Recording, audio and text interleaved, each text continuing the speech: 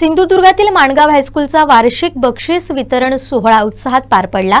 गुणवंत विद्यार्थ्यांचा सन्मान, मान्यवरांचे प्रेरणादायी मार्गदर्शन आणि शाळेच्या विकासासाठी मिळालेली भरीव मदत यामुळे हा सोहळा विशेष ठरलाय।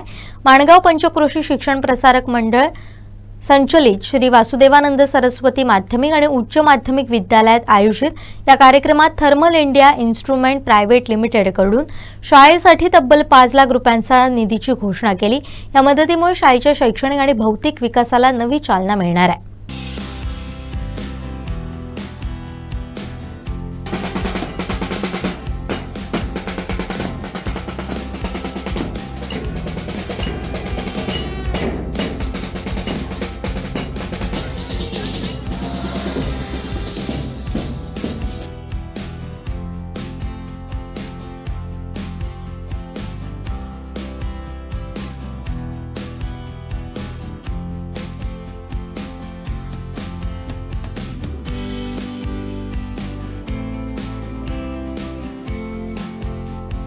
कार्यक्रमाच्या अध्यक्षस्थानी संस्थेचे अध्यक्ष सगुण धुरी होते, तर पद्मश्री परशुराम गंगावणे, सिंधुदुर्गच्या अप्पर पोलीस अधीक्षक नयोमी साटम, थर्मल इंडियाचे विश्वनाथ उर्फ प्रसाद परुळेकर हे प्रमुख अतिथी म्हणून उपस्थित होते।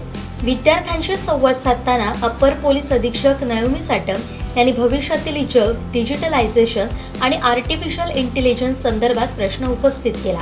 यावर विद्यार्थ्यांनी आत्मविश्वासानं AI, तंत्रज्ञान आणि डिजिटल शिक्षणावर आधारित भविष्याची मांडणी केली।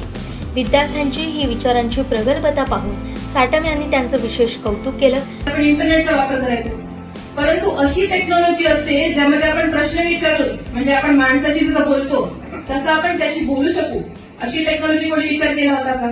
तर नाही।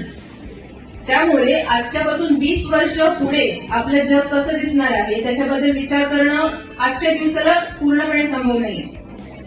मग अशा जगात जर आपल्याला वावरायचं असेल, आता इथले बरेच लोक आम्ही सगळे मोठे असू, म्हातारे असू, कदाचित रिटायर झाले असू, परंतु तुम्हाला अशा जगात काम करायचं आहे, तुम्हाला त्यातच व्यवसाय करायचा आहे, तुम्हाला तिथूनच आपली काहीतरी नोकरी धंदा करायचा आहे, त्यातूनच कमाई करायची आहे।